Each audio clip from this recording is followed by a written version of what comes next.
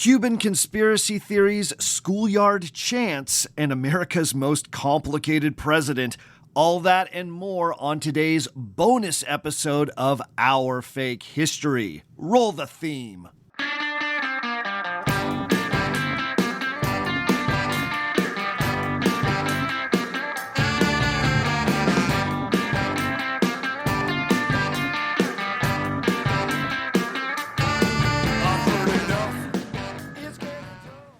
Hello and welcome to a special bonus episode of Our Fake History. My name's Sebastian Major, and normally this is the podcast where we explore historical myths and try to determine what's fact, what's fiction, and what is such a good story that it simply must be told. But on our bonus episodes, I like to take questions from the listeners so I can get a little bit deeper into a topic that we have recently explored on the regular show.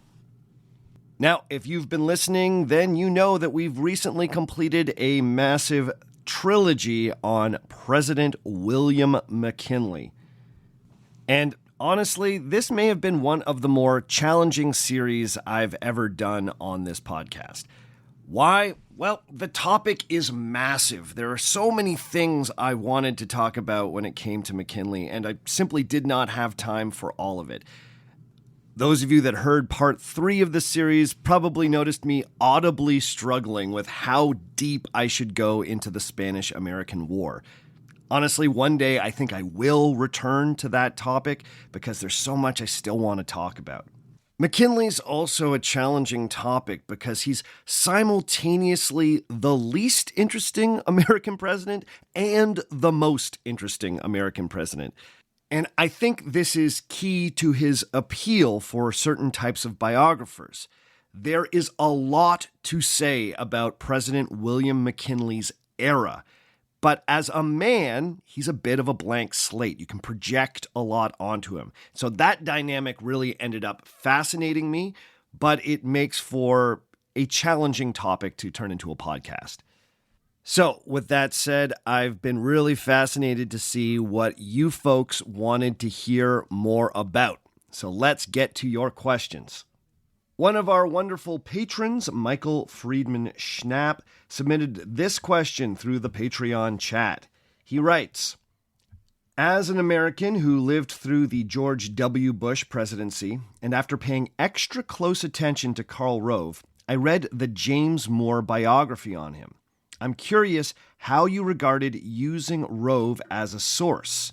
Perhaps the best Rove story is that in the 1980s, he called the cops and told them that there was a bug, a wiretap, in his office and blamed it on a political opponent in a heated governor's race. However, there's strong forensic evidence that Rove planted the bug himself. The guy is only topped as a dirty trickster in American politics by Roger Stone and Nixon. So, how should we regard his academic work? I get that there were many Roman sources we rely on who were politicians or courtesans. I'm looking at you, Cassius Dio. But we know Rove is a manipulative actor. How should we handle him as a quote-unquote historian? Thanks so much for that question, Michael. I should start off by saying that I cannot confirm the story that Karl Rove bugged his own office. I assume that Michael got that from the biography that he mentioned in his question there, but I have not dug into that one myself, so please do not cite this podcast as proof that that actually happened. But this is a great question because it strikes at the heart of what I do all the time on this podcast, which is critically evaluating secondary sources. Now, sometimes it can be hard to parse a particular historian's or other author's biases on a particular topic. But in the case of Karl Rove, his reputation precedes him. In fact, one of the reasons that I thought that this topic might be rich for Our Fake History was because such a well-known and controversial modern political strategist had taken up the story of McKinley. So I think you have to head into a book written by someone like Karl Rove, assuming that they are trying to make a point with the story. The question is, what point are they trying to make? Now, I think we should take this approach to any history that we read. We should always be asking, what are the biases here? What angle is this particular author taking? The best work out there declares its biases, very clearly says, here is my approach, here is what I'm influenced by, here is what I am trying to say about this particular moment. And most importantly, here is all the historical evidence that supports my particular read on this moment in history.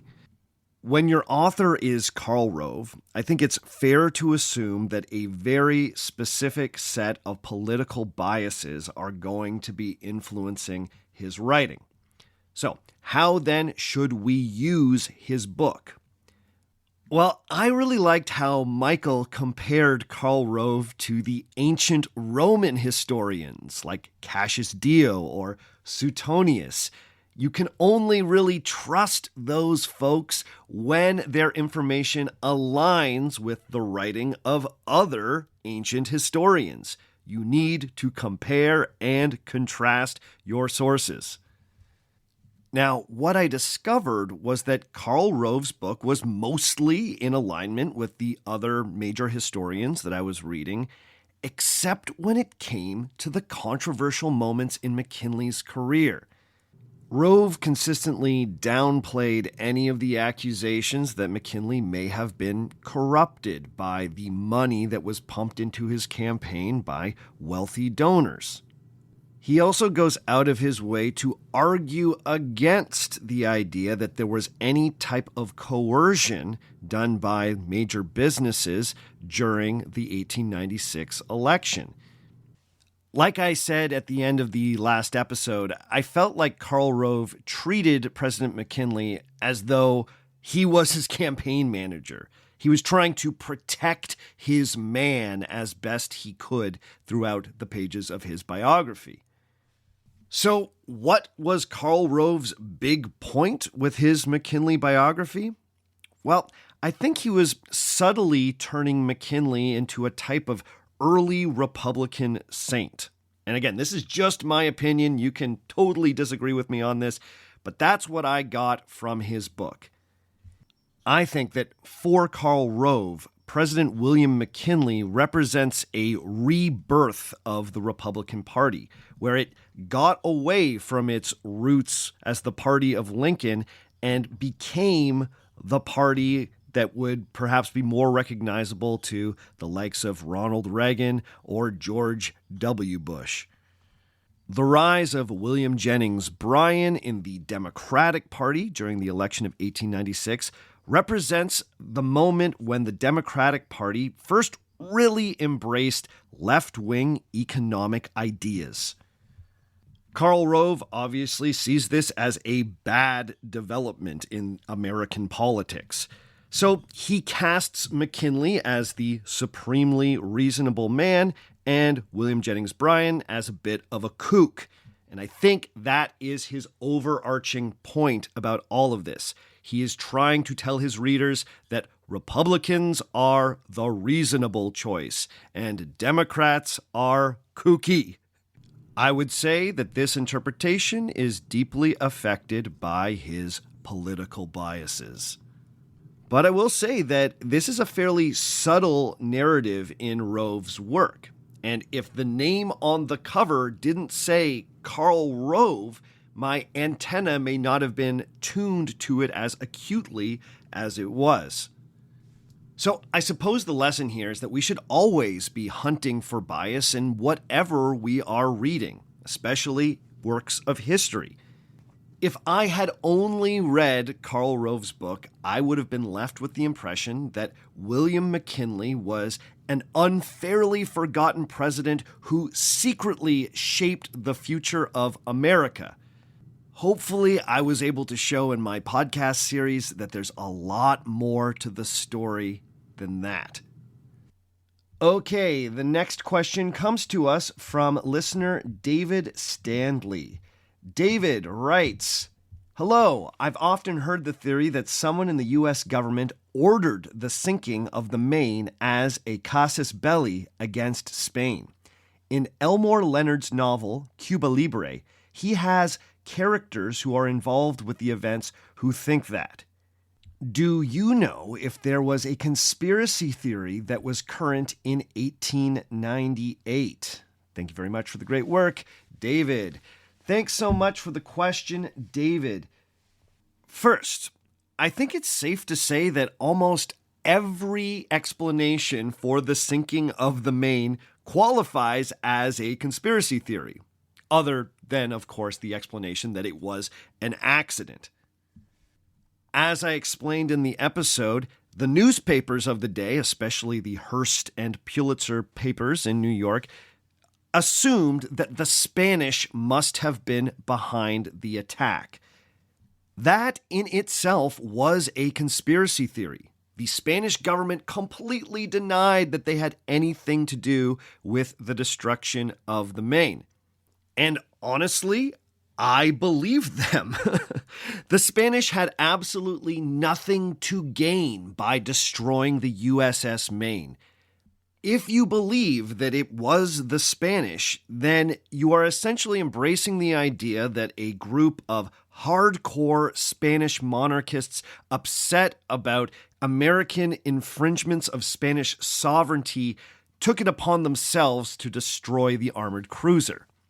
That is a conspiracy theory, as these alleged attackers would have been acting against the wishes of the elected Spanish parliament and the liberals that happened to be in power at the time. If you embrace the idea that the Maine was blown up by the Cuban rebels or by the rioting Spanish soldiers on the streets of Havana, that too is a conspiracy theory. In this case, the destruction of the Maine would have been a false flag operation meant to frame the Spanish so the United States intervened on the island. In either case, you have a conspiracy of people secretly plotting to do this attack. Now, I find that explanation more plausible because at least the Cuban rebels or the rioting soldiers had a motive to blow up that ship. I understand why they would have thought that that might have been worth it for them. Now, as you pointed out in the question, there is a theory out there that Americans may have been behind the destruction of the Maine. Could it have been those jingos in Congress or other jingoistic Americans who were just screaming for war with Spain? Now, I understand why some folks might be attracted to that particular conspiracy theory, but I have seen absolutely no evidence to back it up. Remember, 261 American sailors and Marines died when the Maine exploded. So if you're going to argue that Americans killed their own soldiers, man, you really want to have some good evidence to support that. Personally, I have not seen any of that evidence.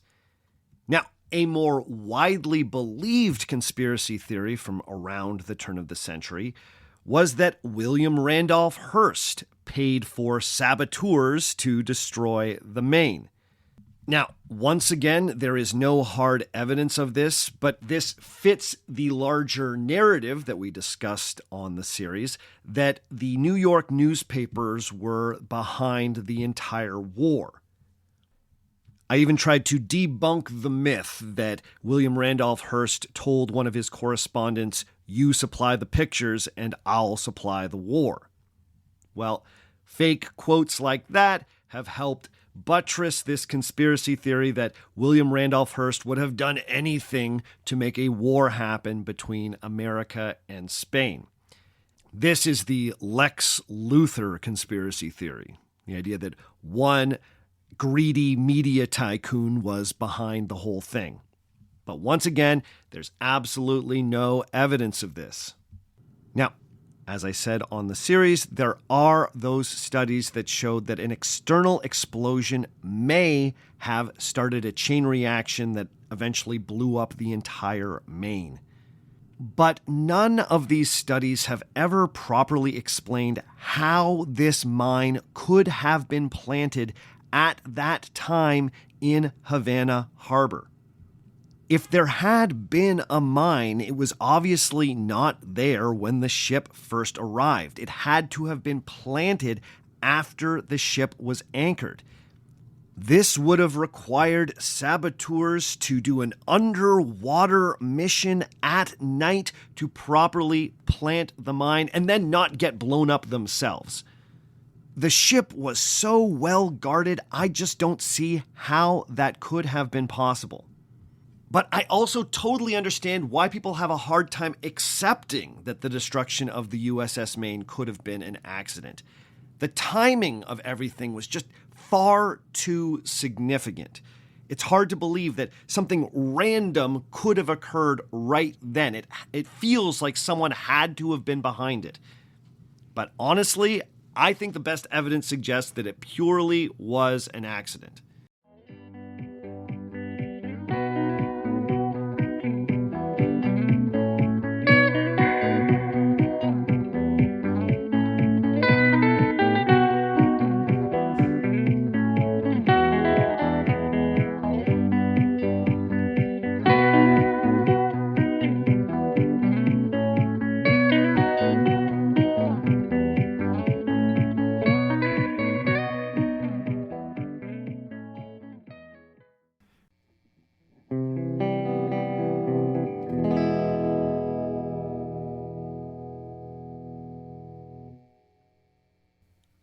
The next question comes to us from Patreon. Kurt S. asks this: as an outsider to America, is there a reason Teddy Roosevelt is not embraced as a figurehead in politics? It seems like he could also be spun as a quote-unquote compassionate conservative, while still projecting a bunch of machismo for those who need politicians who can get into bar fights and openly call for American empire. He had a moment in meme culture a decade or so ago, but to my knowledge isn't getting name-dropped as an inspiration by sitting politicians. All right, Kurt, this is an awesome question. So, Theodore Roosevelt was lurking on the sidelines of that McKinley series we just did, and it took all of my power not to go down a TR rabbit hole. Personally, I find Theodore Roosevelt to be a fascinating figure. He's one of the more interesting people to ever hold the office of President of the United States. But man, oh man, is he complicated. I said earlier that William McKinley is a bit of a blank slate that you can project your own feelings onto. Theodore Roosevelt is not one of those people. He is the opposite of a blank slate. He is a slate that is so full of stuff that wrapping your head around all of it is nearly impossible. This is reflected in the historiography, where the number of books on William McKinley is actually fairly small. Theodore Roosevelt has libraries of books written about him. He is one of the most studied American presidents. But that extra layer of scrutiny has meant that his historical reputation has had a bit of a wild ride. He has been celebrated as one of the greatest American presidents, but also denigrated as an imperialist, a racist, a terrible force in American politics. Now, you asked why Theodore Roosevelt isn't more of a figurehead in American politics these days. Well, I think there was a time when he was. There were moments over the past 100 years since TR's death when his memory was celebrated and he was held up as a model for a great leader. But in our current political paradigm, he's a bit of an orphan. On the one hand, he was a big government progressive who believed in social programs, busting up monopolies, reining in the excesses of capitalism, helping the little guy. Roosevelt was famously one of the driving forces behind the creation of America's national parks. On the other hand, he was a jingo, a chauvinistic American patriot that felt like America needed to seize more territory overseas and assert itself as a militaristic great power. He believed in the glory of war and thought that armed conflict was essential in making men men. And that is just the beginning.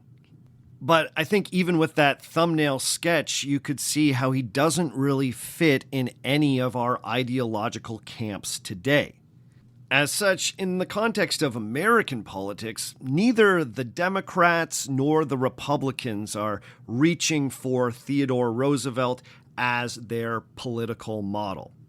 And I completely understand why, because in the modern political context, he is neither fish nor fowl. A few years back, my friend Daniele Bolelli over at the History on Fire podcast put out an excellent series on Theodore Roosevelt that I really loved, and I thought did a great job of capturing the complexity of the man. There are things about him that are despicable, and there are things about him that are incredibly admirable. And honestly, I'm not even sure how I feel about the guy. So, if you are ready for a fascinating but morally complex journey, then please go learn more about Theodore Roosevelt. I'm sure the day will come when I will look at him more closely on this podcast. In fact, I'm really interested in doing an episode or two specifically about the Rough Riders, who, again, were sort of on the periphery of the story we were telling in the McKinley series. So look forward to that. The next question comes to us from Zarek Mack. Zarek Mack writes, "Dear Mr. Major, I've noticed that throughout McKinley's term, Marc Hanna is often seen as the corrupt political boss, with McKinley in his pocket.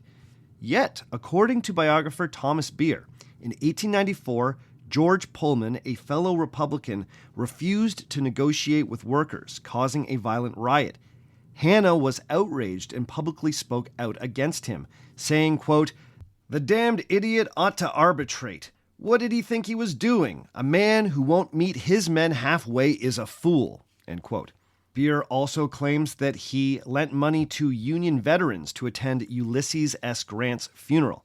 Now, I don't know the bias of Beer, so is this a historical myth, a one-off deal shown in a favorable light, or should Hanna's legacy be approached differently?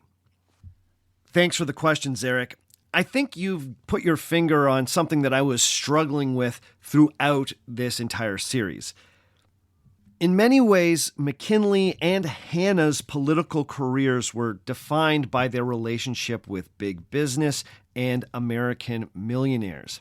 However, that does not mean that they were complete capitalist ideologues. In fact, it does not seem like they were. McKinley was a bit of a moderate when it came to the question of organized labor, so it doesn't surprise me to hear that Hanna also thought that concessions should be made to American workers. But those quotes that you supplied from Thomas Beer's biography, to me, seem fairly consistent with McKinley and Hanna's overall political perspective. And that was that American business needed to just keep on trucking. Labor disruptions were bad and needed to be ended. When labor disruptions became violent and owners actively started fighting their own workers, these men believed that that was bad, that things had gone too far, that this wasn't in the service of making money. Remember, during the election of 1896, Marc Hanna produced a huge amount of campaign materials, some would call it propaganda, that tried to convince industrial workers that their interests were the same as the interests of their bosses. Violent labor disputes where owners hired mercenaries to attack unionized workers made it harder to make that case. So I could understand why Hanna perhaps advocated for moderation on that front. So, what does this all mean for Marc Hanna's historical legacy? Well, there's no doubt that Hanna was instrumental in bringing new levels of corporate money and influence into American democracy. And obviously, there's a strong case to be made that this has had a corrosive effect on that political system. But also, Marc Hanna was not a caricature. He was not simply the cigar-chomping, money-suited plutocrat that appeared in political cartoons of the era. There was more to him.